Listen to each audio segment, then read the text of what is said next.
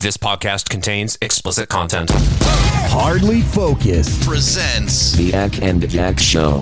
Acc. In the Navy. Jack. My mother's my sister. Zach. That's a nice booty. You are listening to The Acc and Jack Show. the balance beam.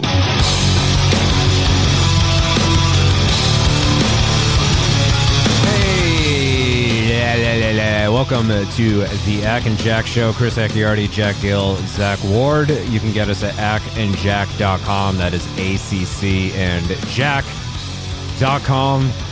Hello, Acc. Good and you? Every single time I think I've got this intro figured out, you throw me a curveball. Was that the curveball? Good and you? No, the Grand Theft Auto NPC dialogue instead of our usual racial stereotype. I had to change it up a little bit. I like it. I had to cycle out the Grand Theft Auto NPC. I went from San Andreas. Well, it was a combination of Vice City and San Andreas, and now I went exclusively with Grand Theft Auto 3. Mm-hmm. And there's an NPC that used to walk around Liberty City who was this fat, redheaded guy, and if you walked up to him, he'd have kind of a dopey sounding voice, and he sounded kind of like, it was like a guy doing a Forrest Gump impression. And I just one night found myself listening to the isolated pedestrian sound drops, and that fat guy at one point says, I miss you, Jedney. And I never heard it in the game before. It's there, but I guess it just gets cut off when you're, shooting up everything in sight. True. Yeah, I feel like GTA 3 is in some ways the best for pedestrian dialogue because it's just the least coherent. It's the least coherent and it's the least serious. Yeah. And they hadn't honed their craft yet. They hadn't gotten it down yet. Zach, hello. Hello. Good to see you. Good to see all of you. Yeah, I have to say, I feel like Acc today very much looks like his name is John Every Lawyer, because you look just very like generic businessman today. Yeah, without like any of the facial hair. I look particularly white male, 29 to 32 demographic. Yes. Everybody listens to my suggestions, no matter how dumb they are. That is what I say on a daily basis. Acc, I haven't seen you clean shaven. I don't even know when the last time I saw you without a beard was. Yeah, it's been a while. You really have to catch me in a very narrow window. I shaved last night, and I'll have a full beard again by this time next week. So, and then I'm too lazy to shave for the next 2 months. So it's really just a roll of the dice whether you'll ever get to see me actually clean shaven. I'm really happy because, I almost didn't comment on it for a moment because, wait, did I actually see Acc with a beard? Because I don't know what it is. It just feels like you've always had your face shaved now. I don't know what it is. Yeah, you just have that energy. I didn't shave. I retconned to having always been shaved. That's a nearly useful superpower. Mm-hmm. So I wish, Acc, I had your ability to grow facial hair that fast, because I didn't shave off the whole beard. I just trimmed it, but I ended up I thought I was going to give it some length, and it ended up being far too close. Yeah. And at least it'll grow back, but I had a pretty epic beard going. Yeah. And then I shaved it, and then people don't like you when you go from having a beard to no longer having a beard. I don't know if you, maybe it's just me, and there's a lot of people that just don't like me in general, but I don't know if you're experiencing the same Acc where you're just wishing that all that facial hair you had would just come back in an instant. And it sounds like it might, but yeah, it's in case of predators, I can just sort of curl up inside of it. Do you keep do you keep like a lollipop hidden in it? Yeah. It is interesting because I didn't realize it until you said this, Jack, but I guess you would be your stereotypical needs facial hair or want to punch meter goes up. And then for Acc, it's just like, oh, yes, sir. How can I help you today? Like, I don't know. It's just some people can do that and some people can't. Here's how it is with me. It's if I have the facial hair and if I have especially the beard that I had until recently, then I can go to like any bar, any pub, and they don't card me. It's wonderful. I'm sure the tattoos play a role in that, but yeah, it very rarely do I get carded now. However, if I'm clean shaven as Acc is, then the tone changes to, is your mother here?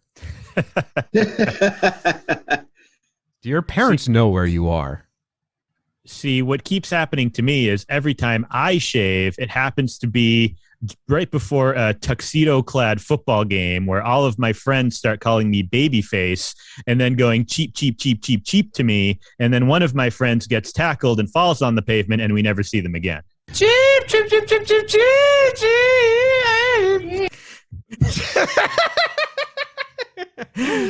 Good old game of toss the football to one another.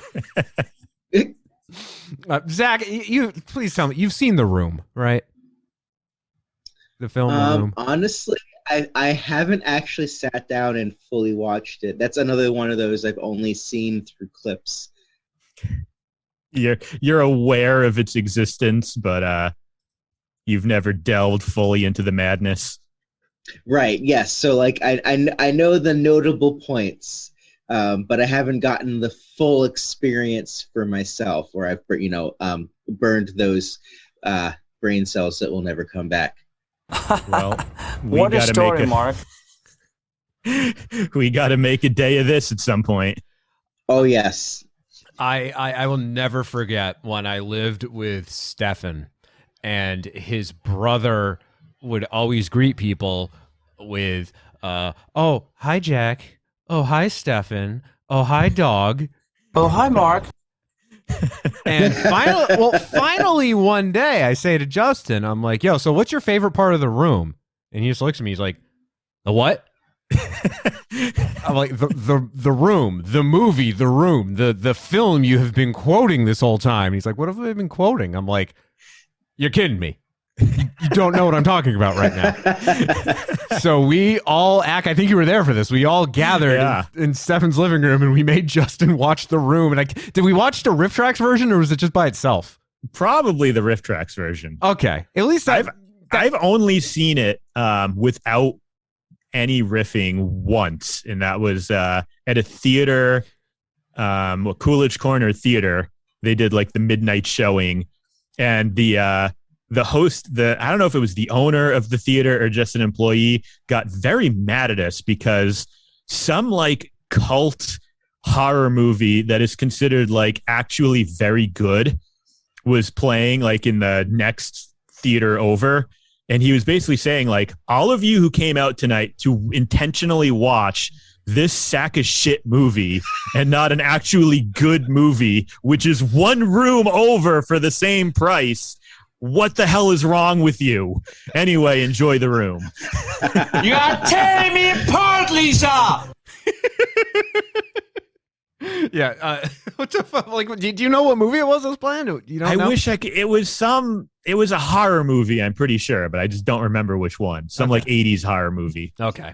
I mean, that really narrows the list down. The 80s was a wonderful time for horror movies, especially bad horror movies. But yeah, Justin, I thought he was going to have a heart attack. He was laughing so hard. Yes. Because he didn't know. He really didn't know what this was. And then now he still will randomly text me just quotes from the movie to this day. Yeah. Hi, Jack. That's just to be able to be in the company, in the presence of someone experiencing something like that for the first time.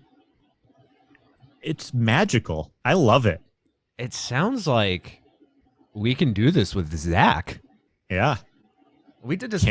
Should, must. We did it a few years ago on the show where we introduced people to The Room for the first time, and I made them watch it, and they were angry with me afterwards.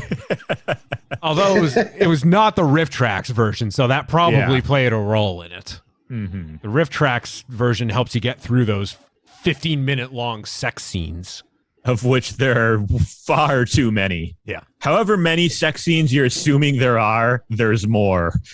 Yeah, Zach, it's not a cumulative 15 minutes of sex. It's every single sex scene just goes on, and it doesn't stop. And then the lady that played Lisa later on was like, he kept thrusting into my belly button.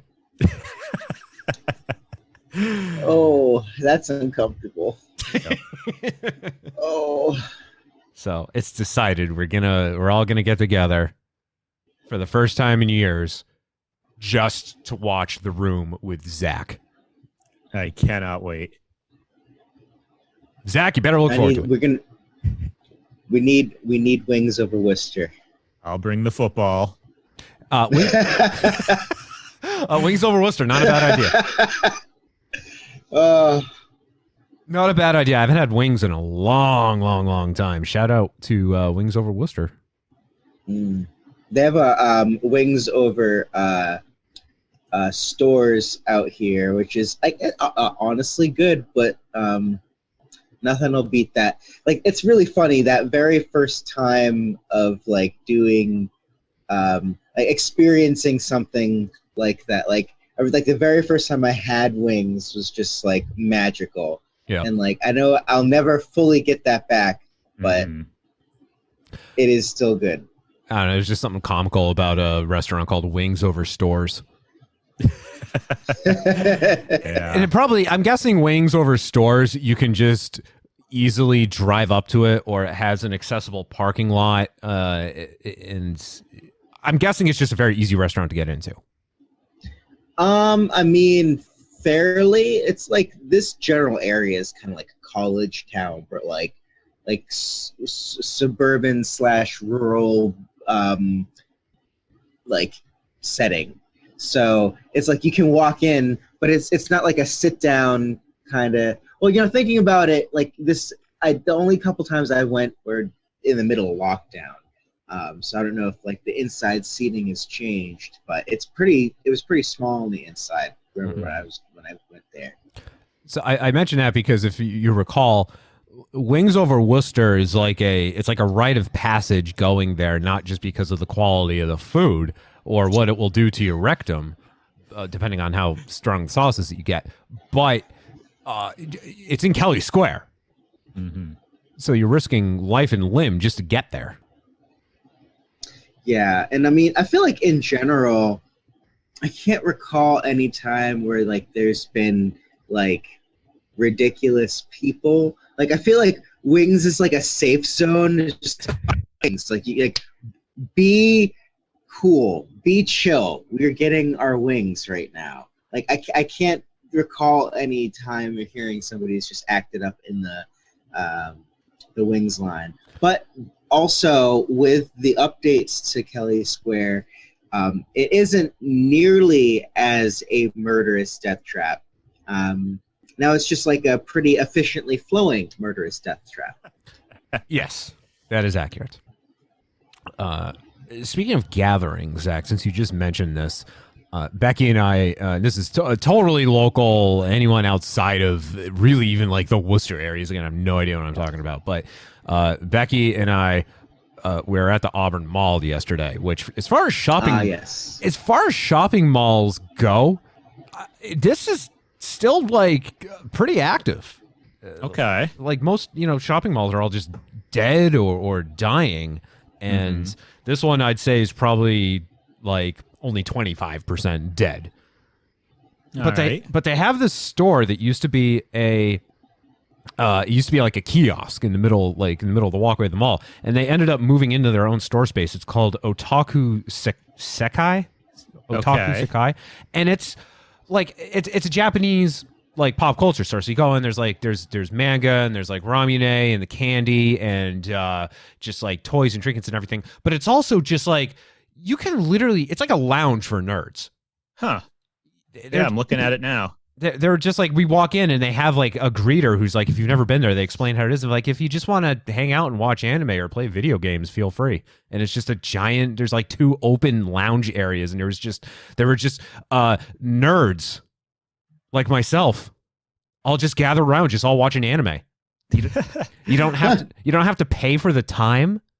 You don't have to buy anything. If you just want to go out and hang at this place at Otaku Sekai, you can. Yeah, I just went. I looked up their website, and I'm greeted by a picture that says it's Waifu Wednesday, which, disregarding the fact that it's Monday, I admire their effort. It sounds like every day is Wednesday for them. So they apparently have a Japanese-inspired maid and butler cafe, so you get experience a taste of Akihabara culture. Oh, weird! Nice. That's one of those things that, like, I'm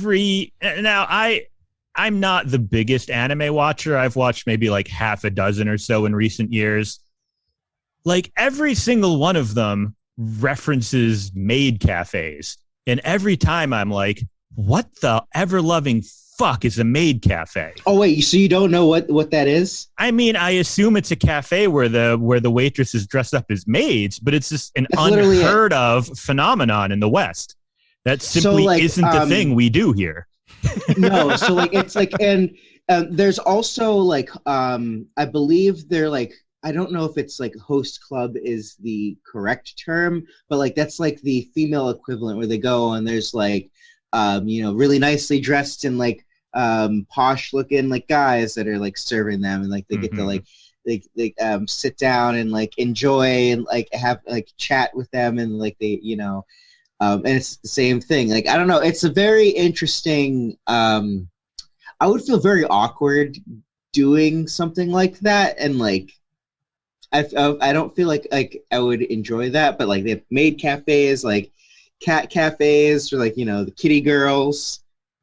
That's a huge trope in anime and manga. Yeah, it feels like, as with most aspects of Japanese culture that I've discovered over the years, it is a very strange mixture of childlike, infantilizing innocence and aggressive horniness. Oh, yeah. Yeah. Yeah. When I walked into the store yesterday, I was greeted by a lot of large-breasted prints of women. Yeah. Just tits everywhere, like covered tits, but just a lot of tits. And that's just... Japan loves to go balls deep into the uncanny valley. Yeah. It's very strange, man. I mean, I'm sure we could talk for hours about like the merits and the cultural impact of all this stuff. But to my white ass, I see this and I just go, boy, they're strange people. It's very startling to me every time I see anything like this. I do want to point out too that Otaku Sekai, the store is in what used to be a Hollister.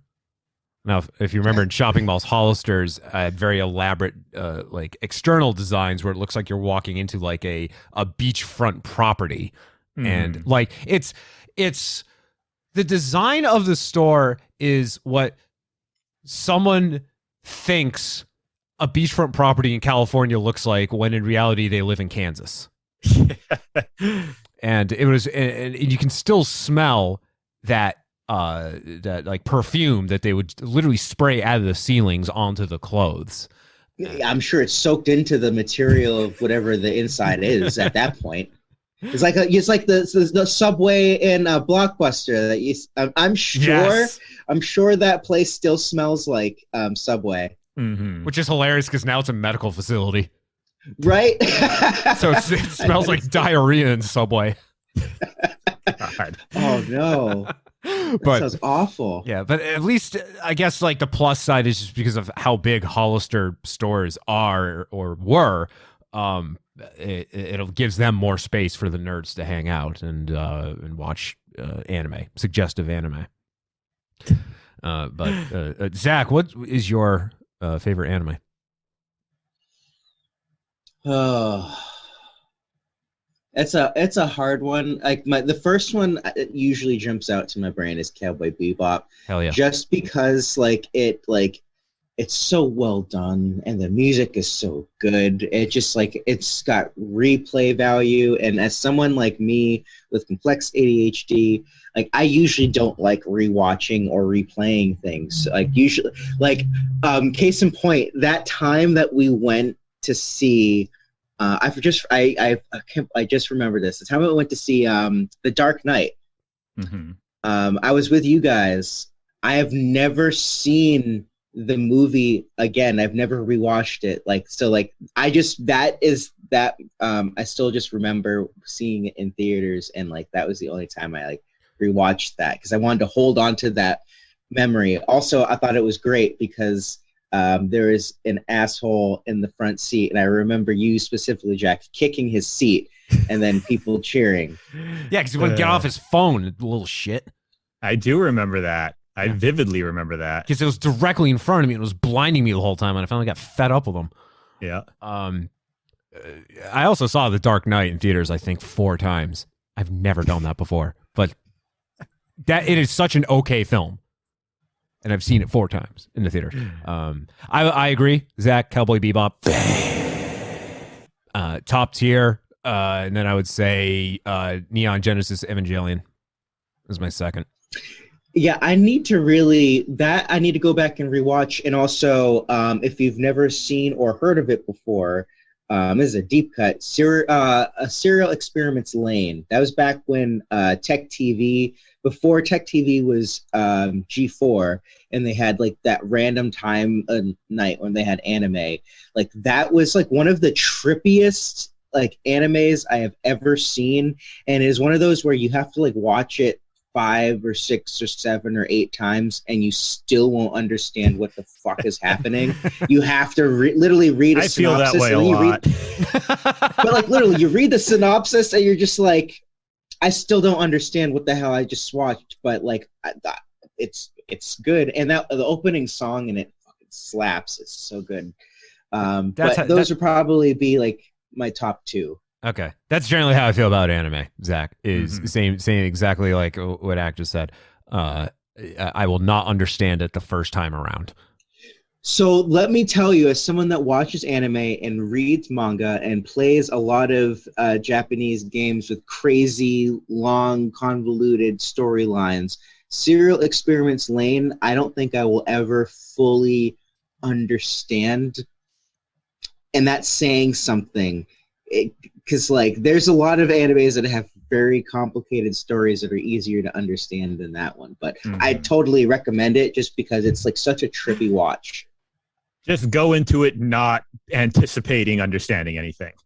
I guess. Literally, there's a lot of just blending of what is real and what is reality, and the main character has one personality, and then there's another personality of the main character, but then you don't understand, do people really see and interact with that personality? It's just so mind-blowingly confusing, and the amount of times that show has been on when I've been sick and fever dream state and just what is happening? It is the best time to watch stuff, though. I remember watching Spawn the first time in a fever dream. Oh, good Lord. Really? Yeah, that was weird. I immediately recognized John Leguizamo, though. That was strange. He probably saved your life. Yeah,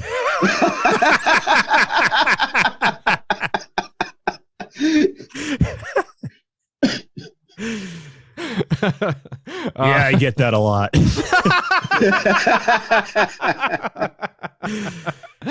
Jesus, dude. I can't think of anything worse to watch during a fever dream. Yeah, no, it was bad. I don't know what was going on in my brain. I was I'm watching Spawn right now. I don't understand. I don't remember any of what happened. I just remember just John Leguizamo's face. I feel the only thing I remember. I think we're going to have a Candle Cove situation on our hands, Jack, where we're going to go look up this anime and just find a support group for parents very concerned by their children watching the static on the TV. And this is my favorite show. Zach, it's just an amalgamation of tropes here. Zach watching the static, and then his head turns around a full 180 degrees and goes, and then violently vomits pea soup everywhere. Yeah, I wish I had a special effects set up right now, so I just go like, oh, and the screen just goes black. Acc, your favorite anime? So yeah, Cowboy Bebop's a classic. I feel like I have to divide anime into two categories. There's the like older classic good stuff, most of which Stephanie has introduced me to over the years. Cowboy Bebop being like the most iconic of those, like FLCL. Yes, really I have not seen Neon Genesis Evangelion. I know that's Evangelion. I feel like we had a whole episode about this in the past. How no one knows how to pronounce that. I still have no idea how to pronounce it. Lemoncello. Yeah, I haven't seen that. I know it's Peter Lemoncello. I know it's widely critically acclaimed. Then there's like the more, I guess, new. I don't know. Do you watch a lot of new anime, Zach, or do you mostly watch the old classic stuff? So when it comes to anime now, I don't tend to watch a lot of it. What I like, since I'm also a story purist and a story completionist, I tend to like reading manga more, because after the big three from back in the day, One Piece, Bleach, and Naruto, that was when I was really getting into anime and manga. And that's when I realized that a lot of the times for the popular ones, they'll come up with like filler episodes and filler arcs to give the manga more time. Yeah. So a lot of the stories that I read now, it's interesting because I'll read a story that I don't hear anything about, and all of a sudden, oh, there's an anime, and it's that story. Like one of those actually that I highly suggest, are Promised Neverland. I've heard of that one. Yeah. I love the ones that are like, oh wow, that looks really cute, and then it's actually like viscerally dark and gory and like brutal. So like Attack on Titan is very much like that one too. But Our Promised Neverland, great. I remember reading that one first. So when it comes to newer ones, definitely there are a lot better newer ones coming out now. But like I feel like you kind of have to hunt a little bit, or at least be willing to watch the subtitles, because when it comes to anime, sub versus dub, sub is always better. Like no matter who you talk to, if you really like anime, it has to be subtitled, because there's certain things that you just don't get. And it forces you to pay attention too. In particular, there's a it's not a Miyazaki 100% but there's a movie called When Marnie Was There, which is like a really, really touching movie. Honestly, like it was a movie I was showed when my grandmother passed away, and like one of those ones I always go back to.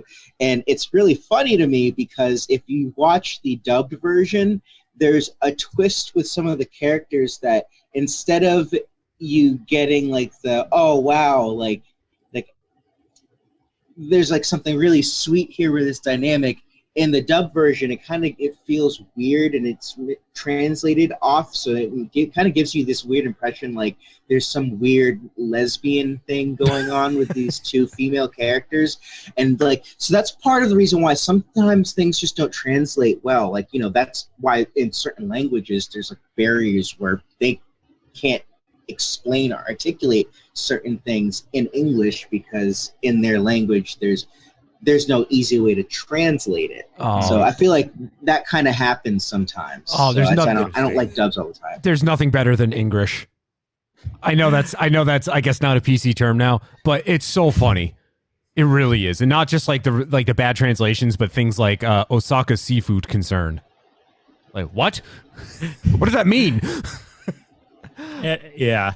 So anyway, I asked Zach just because. So I've got some friends via the internet who have over the past couple of years recommended several newer anime to me.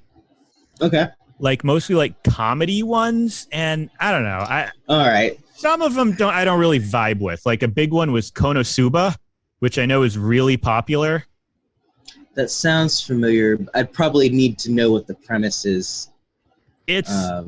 It's one of those ones a kid dies and then gets teleported to another world where he's got like magical powers. Yeah, the Isekai. I didn't want to try to pronounce the word, but I knew how to spell it. But it's like really beloved, really like it's like a comical version.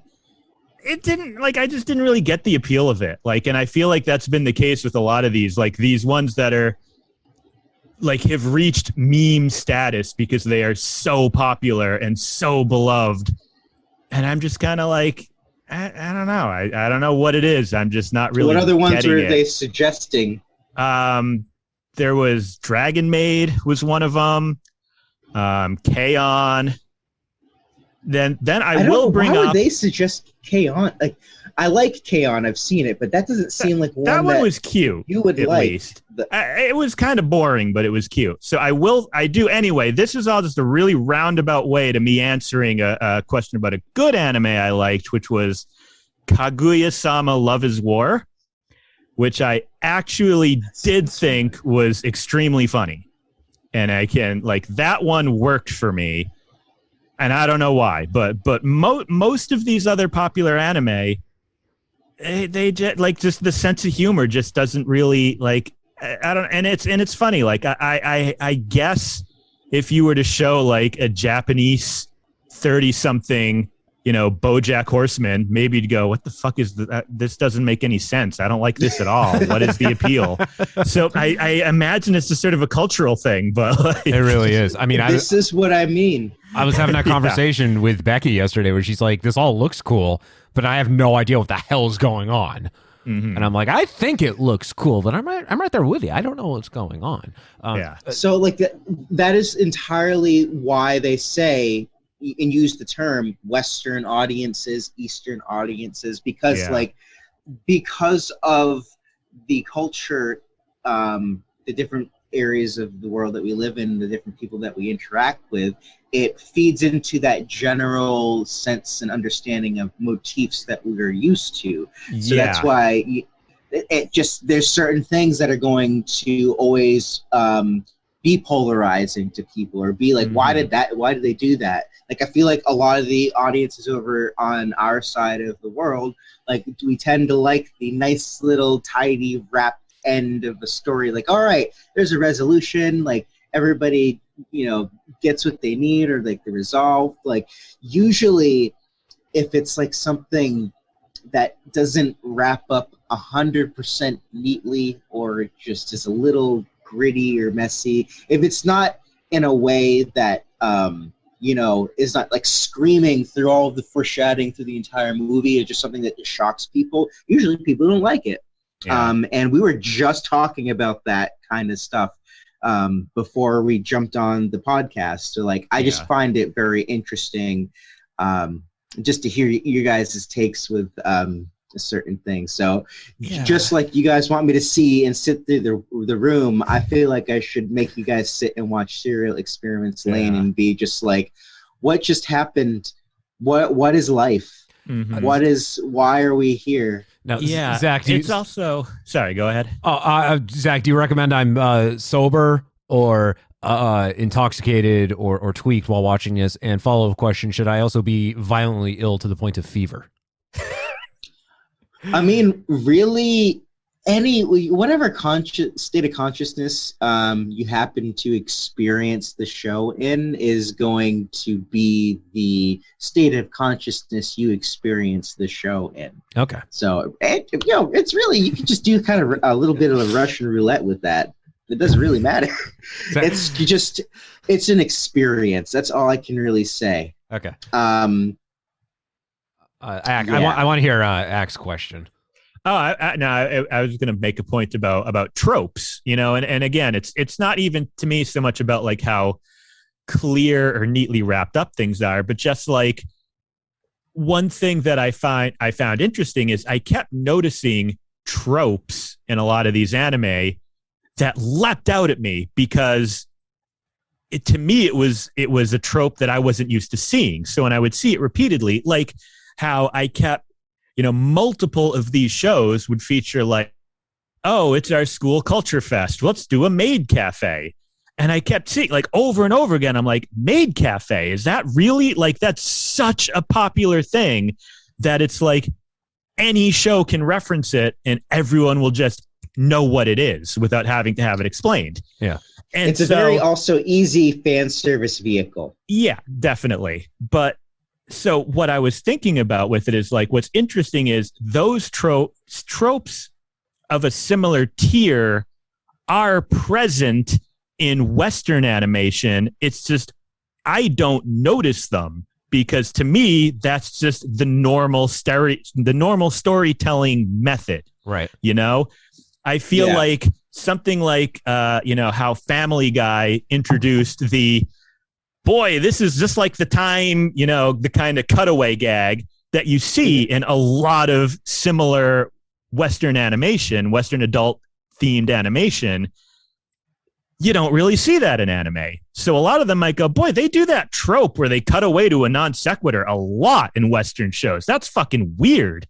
Why do they do that so much? And to me, I can see that over and over again and not even realize it's a trope because to me, that's just how I've gotten used to stories being told.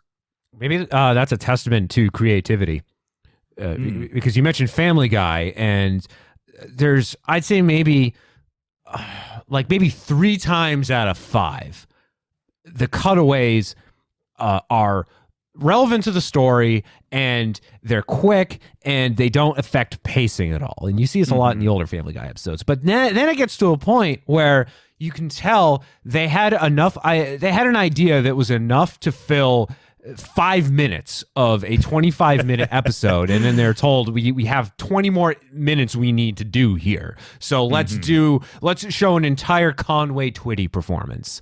Let's have one of those chicken fights that just doesn't end. I think it's more a testament. It's like the more absurd they get, it's because there's just a lot of money involved, but not a lot of ideas. Yeah, I'm sure that's true. Because anime is very story heavy. It's very narrative. It's there's not a lot of filler. I mean, I guess it depends on how you define that. Because I'm thinking of like Dragon Ball Super, for example. I watched every episode of Dragon Ball Super, and shockingly, that's the only Dragon Ball series I've ever watched. I've seen the first couple. I will say that Dragon Ball Super probably like improved upon a lot of the things that happen, because like Dragon Ball and like Dragon Ball Z, like one of the number one things that like it gets made fun of is just like 8 episodes of that's what I was getting ready to dig on with Super, is that there's just a lot of episodes where they're like, we have to train for this fight against Beerus. Okay, that whole training thing, there's a reason why it's a montage in the Rocky films. In Dragon Ball Super, it's quite literally 7 episodes. Yeah. And it doesn't take the plot anywhere. It just inches it ever so progressively. Yeah. But, it's like what you were just talking about, only instead of on the scale of 25 minutes, we have a 24 episode season and 2 episodes worth of content. Yeah. Zach, in terms of, you were talking about new anime, and Acc, I guess a good resource for that is Toonami on Saturday nights on Adult Swim, because they do play a lot of newer anime, but one that I guess this is flown under the radar because I didn't find any merch for it yesterday. While in several stores at the Auburn Mall that are very pop culture oriented and have a lot of anime stuff in stock, a show / manga called Made in Abyss. Okay. And I haven't heard that one. Okay. Wow, even Zach hasn't heard of it. Made in Abyss. Oh no, that's is that? Oh, that sounds so familiar. I'm going to chortle if I just made this up, and no one has heard of it. It exists. It is real. I just can't remember what it's about. Oh, it's about a giant hole in the world, and people like go spelunking into it. Thanks to Google's, it does exist. Oh, yeah. Yeah. Before you continue, Jack, this is what I meant. This is why I love anime, because this is like, there are so many animes like, oh, this is going to be a nice little anime. This is going to be great. That that is one of those animes that has some really serious shit go on that you're just like not expecting, that's happening to cute characters, and you're just like, why am I experiencing this and feeling this way right now? Yeah, that's one of those shows. You're talking about fever dreams, waking up in the middle of a fever dream, waking up in the middle of the night, and you have sort of that, like, you just abruptly woke up and you're all disoriented and you're in a haze, and an episode of Made in Abyss is playing. that will just screw you up 7 ways from Sunday. Made in Abyss is about a giant hole in the earth, and people like go splunking in it, but like the further down the hole you get, the more fucked up you get, the more like occurrences start happening, and it takes a toll on your body. And it's about a kid whose mother, I guess, goes into the abyss, they call it, and never comes back. So she, with the help of a friendly robot, goes on an excursion to try to find her mother. And I think they're wrapping up the show on Adult Swim, the run that they're doing right now. But the last episode I watched, there was just this one character who just keeps going, she's dying, look at how much diarrhea she's having. She's dying. There's just diarrhea everywhere. They just wouldn't stop talking about diarrhea. And it's disgusting. But at the same time, it doesn't shock me in the least because it's Japanese animation. That does sound interesting. Yeah. Have either of you guys, by any chance, watched that new Junji Ito anime on Netflix? Ooh, Junji Ito. No, I haven't. But he is. Ooh, have you ever read or seen Uzumaki? Because like, know if I know that one. The only one of his I'm familiar with is The Fault of Amigama. Do you know that one? Yeah, dur. Yeah, right? that one. Looked it up and was like, oh shit, that was actually really creepy. Yeah, no, it's super creepy. It's really creepy, and yeah, I guess it's just like the new show on Netflix is just like why am I drawing a blank on the word here? It's no one overarching plot. Each episode is a different short story by him. I think I'm pretty sure it's adapted from a episodic manga that he did, because I remember reading a Junji Ito like that a while back. TheVerge.com talking about the Netflix anthology Junji Ito Maniac, Japanese Tales of the Macabre. Which features adaptations of 20 different stories spread out across 12 episodes. Some episodes are dedicated to a single idea, while others are split into 2.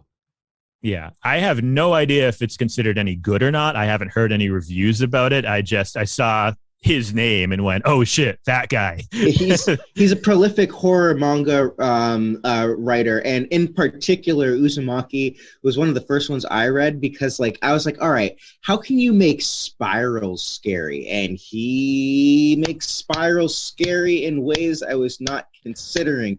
So, like the fact that like the thing in your ear with like the cochlea. Wow. That there's literally I Googled it, and some of the images coming up in the results are pretty unsettling. So. Yeah, I saw that too. It is very. I recommend reading it. I think it has an anime adaptation. Okay. Well, you're talking. It is really creepy. You're talking about spirals being scary. I mean, there are people out there that are afraid of holes. Like Swiss cheese terrifies them. But yeah, Jack, I don't know if you've read this, the Enigma of Amigara Fault. It's like a 15-minute read if you ever want to just sit down and read it. You'll probably recognize some of the images from reaction memes. Okay. But it's like oddly unsettling. It's weird. It's not that like, it's one of those that when you're done, you're like, I don't know why that's that creepy. It doesn't seem like it should be that creepy, but it is. It got to me. I love stuff like that. And this is why I especially love Japanese and like East Asian horror in general.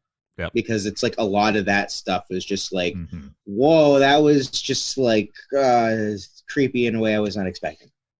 Yep. when I worked at the radio station and I would have to get up at 4:00 in the morning on weekends, they're truly. I'm really like hammering home this whole fever dream / waking up in a haze watching anime, but that truly was one of my favorite things to do, was like leave Acc's parents' house at like 12 or 1 in the morning, go home, fall asleep on the couch for 3 hours, and that being the only 3 hours of sleep I was going to get. But having Adult Swim anime on for those 3 hours and just having it serenade me while I'm sleeping. And I remember a show called Dead Man Wonderland, which the first episode is just nothing but gore and blood-curdling screams. And boy, was that just pleasant to sleep to. I'm glad that that's what you remember, because for me, what I remember are the endless reruns of Inuyasha and the same 3 fucking seasons playing over and over again. And don't be digging on my girl Kagome. Kagome! Inuyasha! Oh yeah, like Sesshomaru! Yoroku! Every episode, every other line is Kagome yelling, Inuyasha! Literally everyone says everyone's name like that. Do you know there's you could just go to the whole show, just everybody just saying each other's name like a Pokemon, and it would be enough. They have a sequel series that's been playing on Adult Swim that I know Kagome's shown up. I don't think Inuyasha has, but it's about their kid. I have seen a little bit of it. I wasn't really into it. Just like, you guys were actually last the conversation you were having with Nate.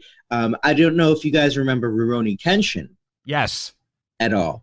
So like that's one of those shows where it's like I love that show, I love everything about it, but like if you look up any of the information about the artist or like the writer behind it, like he's real problematic.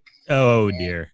Not good. Like I believe, if I remember correctly, it involves children in some sense. Oh God, that sounds I don't like those words in that order. That sounds like John Critchfalsey, John K. from Ren and Stimpy. Oh yeah, when those allegations, those revelations came out a couple of years ago. That made me feel really uncomfortable because, like, I think everybody recalls watching Ren and Stimpy and being like, "There's something wrong with this show," and like, I'm kind of surprised my parents are letting me watch this. Wait, like, I remember thinking that a lot. Wait a minute. You mean the guy who wrote a whole cartoon about magic nose hairs was infatuated with children? Surely you jest. About Yasha Hime, Princess Half Demon, and I guess it's Inuyasha and what's her name? Sesshomaru's daughter. But Kagome does play a role in the show. I had to correct myself. I'm sorry. I'm sorry, fellow mouth breathers. I had to correct myself. I've never seen an episode of Inuyasha, but I feel like I know it pretty well from all the DeviantArt pages. Oh yeah, Kagome's a babe. Okay. It seems like one of those, that like every like back in 8th grade, like it was like the fan art main. It was Twilight before Twilight, is my understanding. Oh yeah, totally, yeah. Like I grew up on the internet within the time frame of Gaia Online, in which was in the height of Inuyasha love. So I am very familiar with Inuyasha and like the term of bishies. Oh like, yeah. I'm remembering a lot of things from that time frame now. And that was also the time of the early times of scene girl hair in that era. I wonder if I still have my Gaia Online account. I remember back in like 2017 or something random, because my account got locked and like I had lost the like email and everything, and I sent in a thing asking to unlock the account, and then they finally did, like in 2021, I think. So it's like, oh, cool, I can log into this account now. Yeah, you're lucky. We haven't really been answering any community service emails since the Iron Curtain fell. But oh yeah, so I did look up to clarify. So the creator of Rurouni Kenshin was he was arrested on charges of possession of child pornography DVDs. He pleaded guilty and confessed to being a pedophile attracted to girls in elementary and middle school. So that's the guy behind Rurouni Kenshin. So like that's like. For me, knowing that, like, I'm not saying anybody else has to make the decision, but like, it's hard to go back and like rewatch that, and I'm like just really hoping that nothing comes out about the guy that made Yu Yu Hakusho, because that show was fire. That was a good show. Yeah, I'm sure, Zach, all these are available to enjoy on Funimation and or Crunchyroll. Oh yeah, or various streaming sites that still exist out there for anime. Nice. Free cartoon pirate.ru. Well, you want to know who created one of the best animes that we actually, it's gone under the radar, all right? But it's been around for a really long time. It's, Zach, probably so obscure that you've never even heard of it. I'm actually blanking on the name of it, but I know the guy who created it, and his name is George Santos. I fucking knew that's where you're going with this. We call that a segue. Didn't he? Yeah, he made a Ultron, right? Yeah, Ultron. George Santos adamantly denies allegations that he was not on Namek during the final showdown with Frieza. Well, that was my segue. Perfect. As much as I want to keep talking about anime, I know Zach especially wants to talk about this George Santos stuff. So that was a good one. I can always, I'd like to think I've gotten pretty good at telling when you're about to do a bit, Jack, and I could tell. I was like, this is going to be a bit. And then as it was going, I was going, oh, this is going to be a George Santos bit. I do it for the reaction. I do it for your reaction. Mm-hmm. But yeah, George Santos, if you don't know who he is, he's a Republican who just lies a lot. I mean, he makes Brian Williams look like he's telling the truth. But George Santos caught in a web of lies, and I'm talking like one of those spiders from Skyrim that drops down during the tutorial. It just fascinating. Better and deeper and just more complex and goes in so many different directions. Yeah, this is it's impressive. If I could just like every time you try to find a baseline, like one true thing is like a flag you can plant in order to like tether yourself to as you investigate the lies. There is no baseline of truth. We know nothing about this guy. Everything is false. It's like quite literally everything it seems like everything comes out of his mouth. It's just a lie. Like he has every opportunity. All he has to do is just say one thing factual, and he's a compulsive liar. What I find fascinating about people like, I think Trump fits into this category as well, is people like Santos. If he hadn't run for Congress, he could quite possibly still be happily grifting to this day. Yeah. But when you willingly put yourself in a national spotlight, what the fuck do you think is going to happen? People are going to look up and verify the things you're saying. Mm-hmm. I mean, like, if you're a compulsive liar, just fucking get a menial job and compulsively lie there. Go be the guy at the 7-Eleven who says he owns a chupacabra as a pet. Right. That's fine. Don't go hold national press conferences where people can go, hi, yeah, I just looked up on my smartphone that thing you just said. It took 3 seconds and you're lying. Like, just don't put yourself in that situation. Right. Especially when you're a compulsive liar and you have a track record of lying and obfuscating all of the things in your history. The thing is, when you have a platform where people can then see you and people that remember things and have the receipts, they will make sure to post about it. And then that's how you end up with us finding out that you are a drag queen in Brazil. Yeah. Mm, mm, It's post-internet.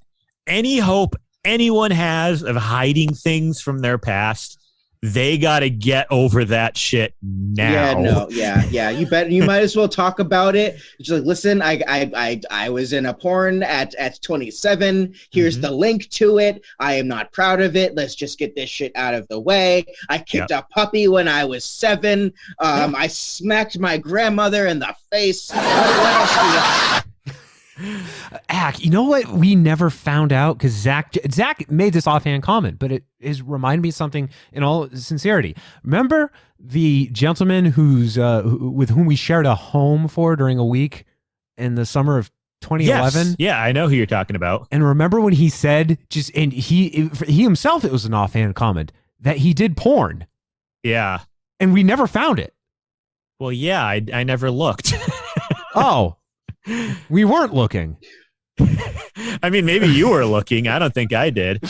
I don't think Kate ever needed to look because he gave her a full show for free. Oh my God, that's right. It's just like, I mean, that was prison mentality, man. I mean, that guy was fresh out of the joint. What are you guys talking about? Maybe you're better off not knowing. Yeah, let's just say we once shared a vacation home unknowingly with a former inmate who liked to hang dong around the building. I heard he was hung. I'm sure it was. Yeah. And I'd like to say hello to him because I think he listens to the show. But anyway, George Santos, NewYorkMag.com. Just a quick bullet list. Here's every single lie told by George Santos. Ahem. He lied about where he went to high school and college. He never worked on Wall Street. He also lied about founding an animal charity. He allegedly swindled a disabled vet whose dog was dying. Oh, there you go, Zach, kicking dogs. Yeah. It's unclear if his mother's death was related to 9/11. His grandmother was definitely not a Holocaust victim, and he did not have employees who died in the Pulse nightclub shooting. Yeah. So I've actually heard 3 different iterations of the mom thing. So first was he said his mother died. His mother, I forget exactly how he worded it, but it was a little bit vague. He said something like, my mother died from 9/11. Then he claimed when it was found out she died like 20 years after 9/11, or, many years after 9/11, he said it was from smoke inhalation, lung problems as a result of 9/11, which is at least feasible. Yeah. And then more recently, it came out his mother was not in the state of New York on 9/11. I think she was not even in the country. She was in Brazil. Yeah, probably. Brazil. Go on. I mean, I'm sure you could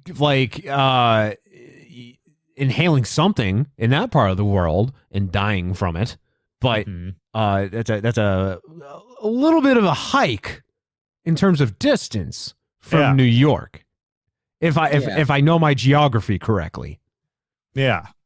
Do you want to hear some audio from believe it's from NBC?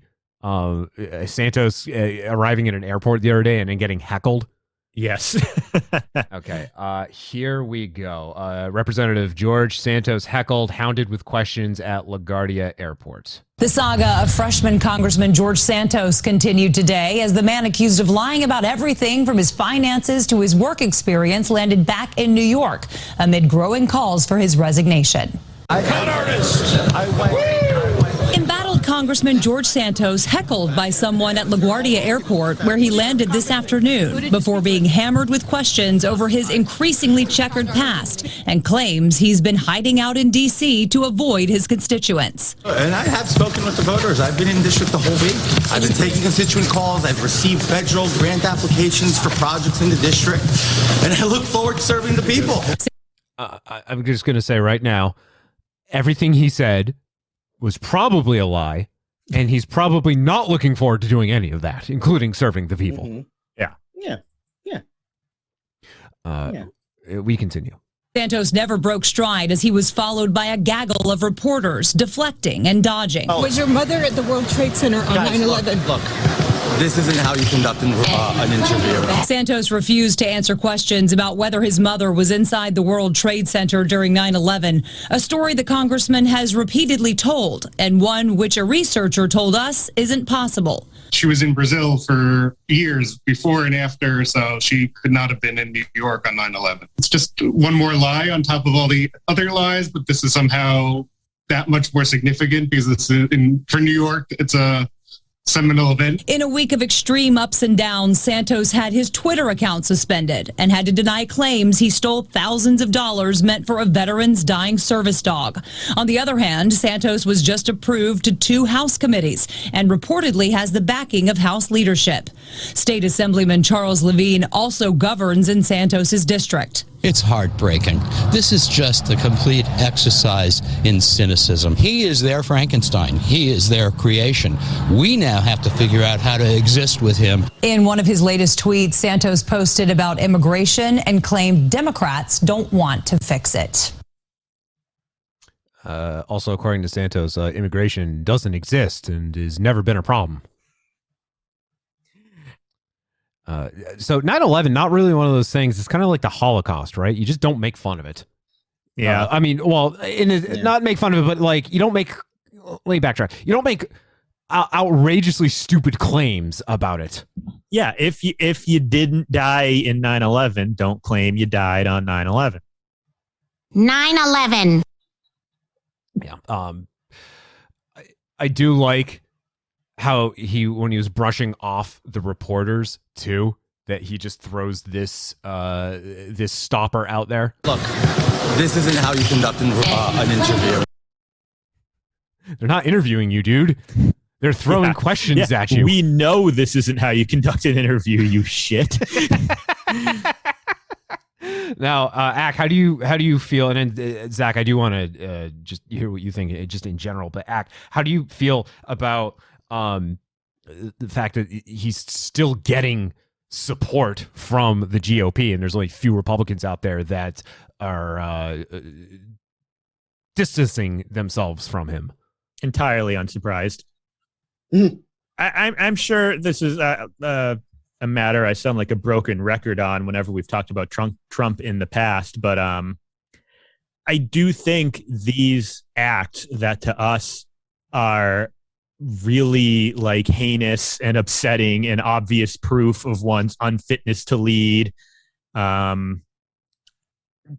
It's kind of the point of the party at this point, right? It's a grievance party that exists to tell the other 60% of Americans, fuck you, we hate you, we can do what we want, deal with it. And I think, so when I found out that not only are they not moving to like censor Santos, but actually appointing him to various committees, I was entirely unsurprised. They like a running gag I like to do now in a politics group I'm in is anytime there's a news story about some sort of like lunatic, like random person who just does or says something completely insane and horrible, my first response is they will be giving the opening speech at CPAC next year. Like that's just, as soon as we see something that goes, oh, that's really bad, our next thought should be Republicans are going to reward this behavior. Yep. I'll take it one step further. Santos 2024. Yeah, you know, they'll probably say, you weren't born in America, and he'd go, shrug. Why would that stop me? He'd shrug and say, I was right, I'm right here. I got my birth certificate right here. It says Barack Hussein Obama on it. It's just a bunch of bazooka bubblegum wrappers taped together.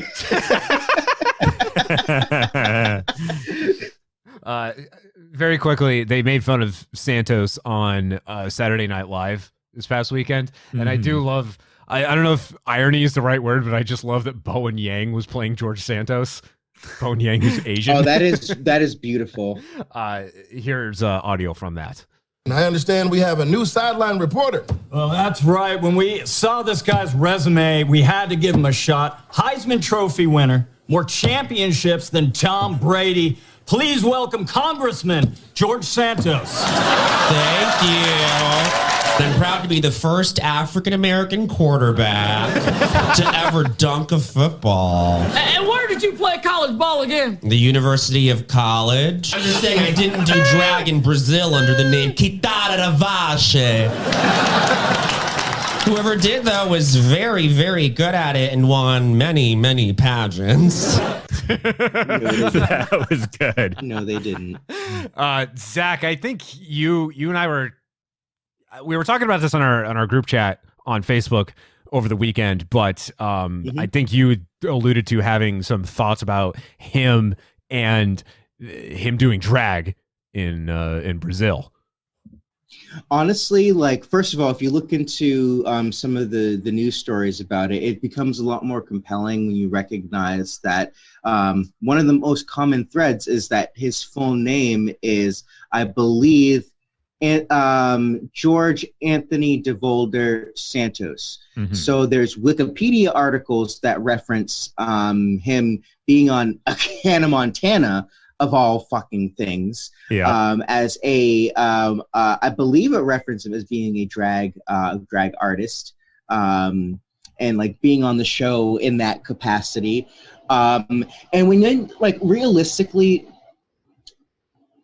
when you look at like the timeline for this guy, the fact that he just kind of came out of nowhere with all of this, and looking back at this past as a drag queen,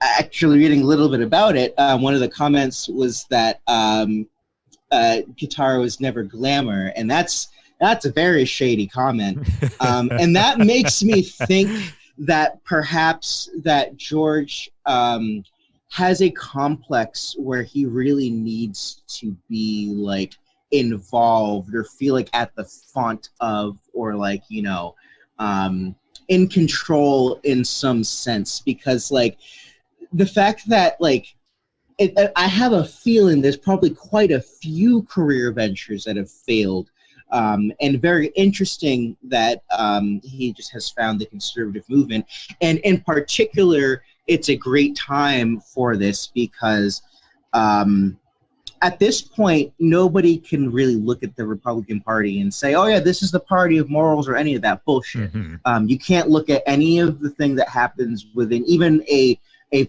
1 hour news cycle and think that the Republican Party is about governing, about doing anything serious. The fact that they chose to still give him committee placements should, yes, like you're saying, Acc, not be a surprise, because this is blatantly strategic. Why would they want to give up? They're not seeing George Santos. They're seeing Republican seat of power and number that will help us solidify what we need to do. That's all they care about. They don't give a fuck about morals. They don't give a fuck about what comes out of anybody's actual mouths.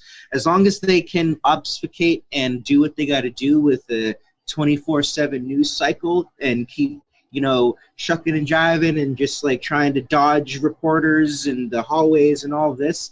And, you know, when they are given a chance to talk, just trying to force a narrative that they think will be the thing that is picked up. They're just doing exactly what they need to do to try and, you know, be under the radar enough so that they don't get enough flack so they can keep doing the things that they're going to do. Because even if you tried to be a barrier for them, they would still go in and, you know, do all the things that they say that they're going to do, like, you know, pretty much making us take care of the rest of the country and then letting like the top 1% of people not do anything anymore.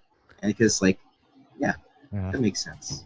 I actually, part of me even wonders if they prefer it to be as maximally offensive as possible.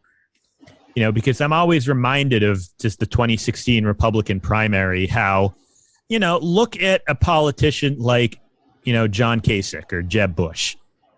These are guys who they're still going to do all the same things that, to me, as a liberal, are offensive. Like they're going to repeal a woman's right to bodily autonomy. They're going to, you know, repeal, you know, any sort of safety regulations and make, you know, any sort of government oversight that keeps like lead out of our food, things like that. You know, they're still going to do policy-wise things that I don't like.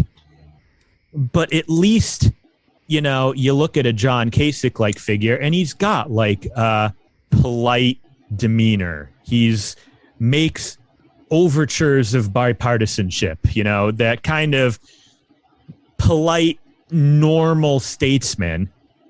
And the Republican Party en masse pretty much told him, nah, fuck that shit. We want Donald Trump, who will whip out his dick, piss in the face of every Democrat he sees, and laugh. That's what we want. We want all that bad policy stuff, but we want it in the package that's as maximally offensive to you as we can get. And I think George Santos has kind of fallen into that as well. I think he's going to be a major player for the Republicans because they're going to say... Totally. They're going to say, you really hate this fucking guy. So, okay, more of him then, because fuck you. And that's the point. Mm-hmm. What you just said, and I have this Reuters article up, which is going over his drag queen background. But it does mention at one point, and this is what I am questioning, is how he's openly gay, right? But he ran as an openly gay man, yes. But he's against the don't say, or no, he's in support of the don't say gay law in Florida. Yes. And again, similar to, you know, and I don't want to step out of my lane here, but similar to the Herschel Walker in Georgia thing of you can run a black candidate and it doesn't change the fact that your platform is inherently anti-black. I think the myth of the log cabin Republican is that they've still chosen to identify themselves with an inherently anti-LGBT agenda, and no matter how gay they themselves may or may not be, does not change that fact. Okay. You don't think, well, you don't think it's just for show that like he just wants despite being a blatant liar, he just wants to support his fellow Republicans, so he's just going to agree with them that, hey, don't say gay. Let's not teach this. Let's give parents the rights to choose what their kids are taught in schools, never mind the fact that I myself am gay. It's the phenomenon of trying to be like, I feel the ideal whatever you can be for that demographic. So like, you know, it's funny you bring that up, Acc, and I'm thinking I saw an article recently where Byron Donalds was sent a copy of Uncle Tom's Cabin. Mm-hmm. And as a member of the Black delegation, that is also a very shady action, because they're basically calling him an Uncle Tom, mm-hmm. because we understand that the Republican Party tends to find these people and uses them as caricatures. Like specifically, there's a lot of examples for Black people. You got Candace Owens, you got Herman Cain, this Diamond and Silk. Walker. I'm sorry, just Silk. Yeah. Oh yeah. Yep. Yeah. I thought that was like a Pokemon thing for so long. Like when she like passed away, and like that's when I finally realized, oh, this is a person. Oh, okay. I thought like this is some weird Pokemon. I never played that generation.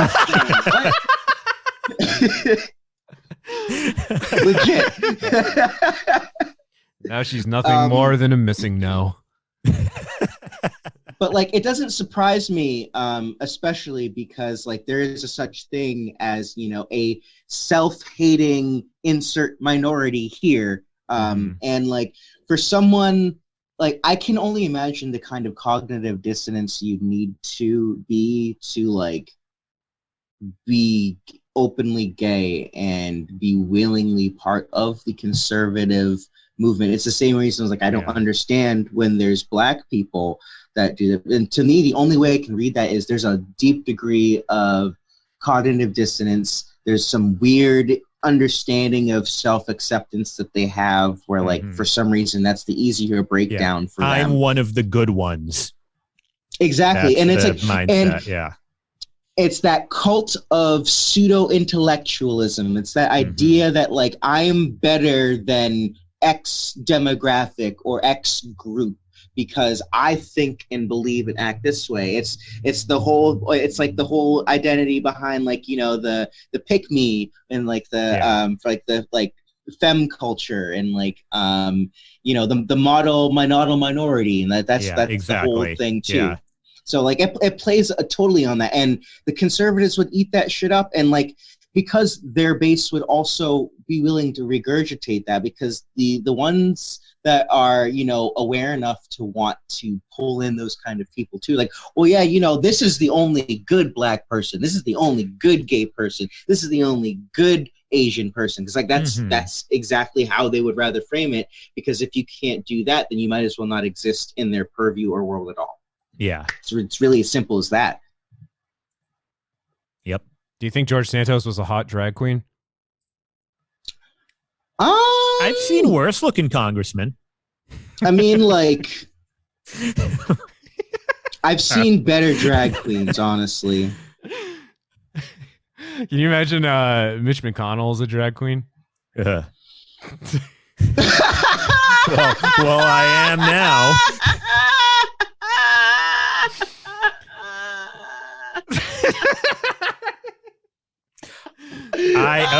I wish I could give you the image that my brain just gave me. Can I pitch his name? Yeah. Tortoise O'Hare. I like that. Tor O'Hare. Do you remember the episode of the Rugrats where, like, I can't remember if like it's Tommy filming a commercial or something happens where Tommy is basically dressed up like a girl and he's wearing he's got like Goldilocks, he's wearing like a Goldilocks wig and like a dress, a blue dress, and of course he's got his diaper because he's Tommy Pickles. Now just replace Tommy Pickles' face with that of Mitch McConnell's, complete with the diaper. There you go. Okay. Cool. Oh wait, have you guys? Do you guys remember like the memes where people were like face swapping Trump with Queen Elizabeth? Yes. Because like I feel like that's definitely the direction to go. I feel like Mitch would probably make a really nice like southern grandma, like racist as fuck, but make a nice southern grandma. Yeah, modern day Atticus Finch. The Go Set a Watchman version of Atticus Finch, not the lovable one that you defended, Boo Radley. Yep. So anyway, yeah, that's George Santos, Acc or Zach. I don't know if either of you have any additional thoughts or feelings about that. Let me just look at his list of lies again real quick to see if anything jumps out. Yeah, I mentioned about the 9/11 thing. Oh, yes, I knew there was one I was forgetting. So one of the charities, I think this was about the animal charity he lied about. Yes. He apparently, so he's used multiple names that he's mixed and matched over the years. He picked one, apparently, for one of his charities to present himself as more Jewish because he believed that would make people donate more money. They believed he was Jewish. Again, just one of those really weird and uncomfortable things to get caught doing. Yeah, there's that goes back to what I was saying about like you don't really tell lies. You don't really stretch the truth when it comes to 9/11 or the Holocaust. Mm-hmm. You just don't do it. Yeah.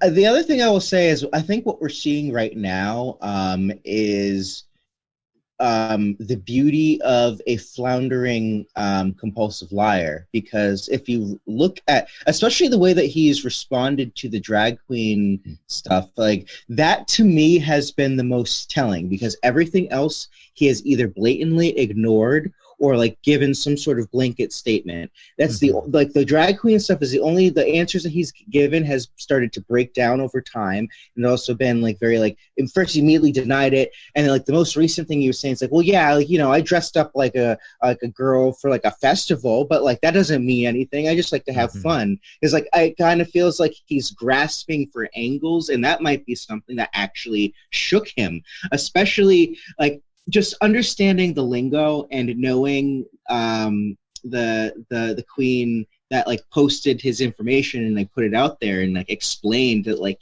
just basically she said he couldn't hack it, he could not make it as a drag queen, he just didn't have that, he didn't have the glamour, he couldn't do it, and like to me I feel like So he went into an especially- easier career, U.S. Congress. I mean, yeah, sure. I cannot understand what level of cognitive dissonance he must be going through to be an openly gay man, especially a minority as well. But like the self-hate makes a lot of sense, you know, wanting to be like, I feel like that would be a very, especially if you're already used to kind of transforming and obfuscating and like hiding aspects of yourself to try and get a leg up in some sense. It kind of tracks. It just kind of tracks for what he's trying to do and why he chose the Conservative Party, because there's a great amount of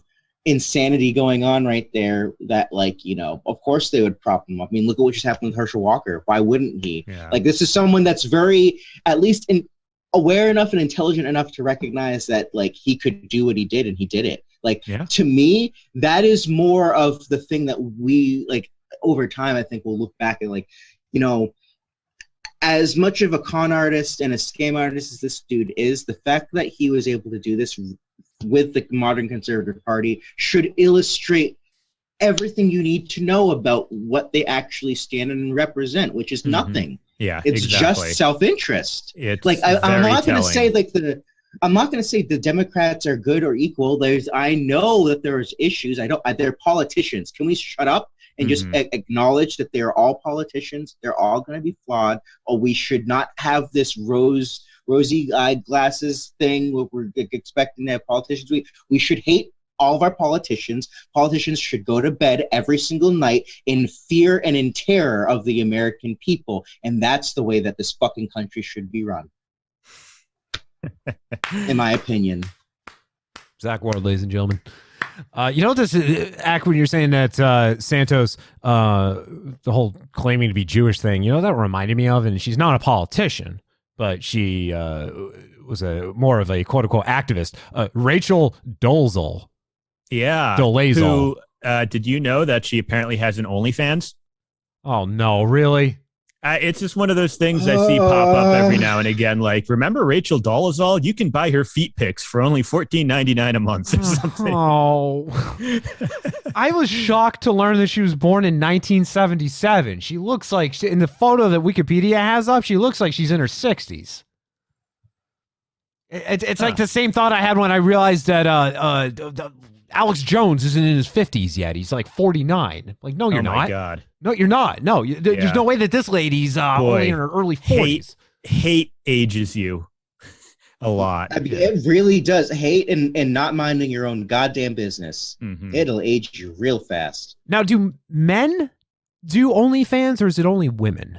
I assume you can. I think it's sure one they of those things where technically it's not a porn site, right? You could, if you wanted to, host Hardly Focused on OnlyFans.com.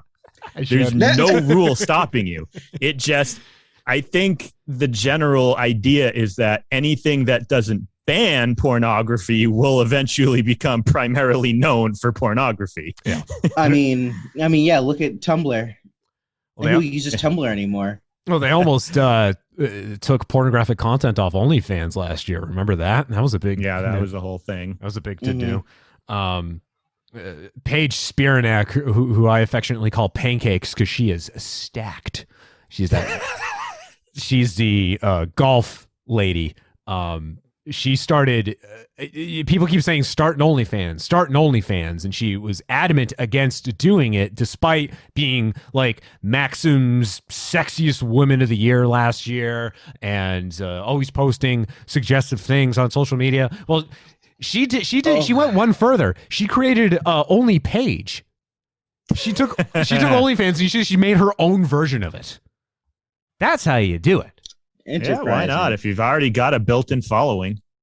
The thing that also disgusts me is you reminded me, Jack, that Danielle Bregoli, fucking. I can't remember what she actually. Cash Me Outside, right? Yeah. The fact that, like, I'm pretty sure when she turned 18 and she started her OnlyFans, she got like a disgusting amount of money that makes me very uncomfortable to think about. That's fascinating. Like, did you say the hoes are laughing? Really bad. Yeah. So the audience are a bunch of hoes. Daniel Bergoli. Catch me outside. How about that? She's 18, really? I always thought she was like. I remember like hearing that like she like posted like I think a countdown or something on it. And that's then, like, always weird. Yeah, and I the guess thing it's is like men jumped on it. She's 19. I guess it's if she's doing it herself, that's less weird, but it's still weird. It was that big thing when Millie Bobby Brown turned 18, and it was trending because it was like, oh, men the world over are celebrating that Millie Bobby Brown is 18. And I'm like, why? I've never understood that about. Still no less too young for you than she was yesterday, you fucks. I mean, I still love Opie and Anthony, but I do very vividly remember them doing a countdown to when Lindsay Lohan turned 18. God. And look what happened to Lindsay Lohan. She's a fucking maniac now. Yeah, she's doing better. She is doing better. I should take better. Yeah. In recent years, especially I think in like the last couple of years, she's actually kind of come out on the other side, and now she's starting to pick it back up. But I mean, listen, being like not just a child actor, but also like a pop star of the female variety, I can only imagine the kind of bullshit she's had to dodge. So like, I am just glad that she's relatively well adjusted and able to do things for herself, because oh my God. I was actually, I know we're probably going to be checking out here soon, not to open up a new tangent, but like the thing that kind of surprises me is the fact that like Paris Hilton is a completely different person now. And then, you know, if you look up like some of the shit that she went through, she was put in the problem teen industry. She was put in one of those schools where they like fuck kids up for life. And like she basically did all that stuff like and like became like a pop culture person afterwards, and she created that persona. Mm-hmm. So like if you actually like look up information on her now and like and hear her kind of talk about some of that stuff, it's just like it is really crazy and mind blowing what some people have been through. But any child celebrity who makes it to adulthood without crippling mental health issues is a miracle. Yeah. Yeah, I'm also very happy that Macaulay Culkin doesn't look like a ghoul anymore and will probably be alive for some years. Because like there is a period of time where there are some bad pictures of him. Yeah, but he's married to what's her name, Brenda Strong. She's an Asian actress. I think she does like a lot of voice acting too. His wife's hot. Oh. Like you look at Macaulay Culkin now and you look at his wife and like, how the hell did this come together? How did the front man of the Pizza Underground land that? All right, very good. Let's wrap with that. Zach, thank you for being here. Always appreciate it. And Acc, thank you for being here as well. Yes, my name is Acc, and I did go to high school with you guys. Those weren't lies at all. And to the rest of you, if you've made it all the way to the end of this episode, if there's anything that we discussed here that you want to comment on, leave feedback about, ask questions, or berate us for, you can at hardlyfocused.com/contact. Also the name of a 1997 film starring Jodie Foster. Hardlyfocused.com/contact. And with that, we will talk at you next time. Thank you for listening. See ya. Bye. Goodbye.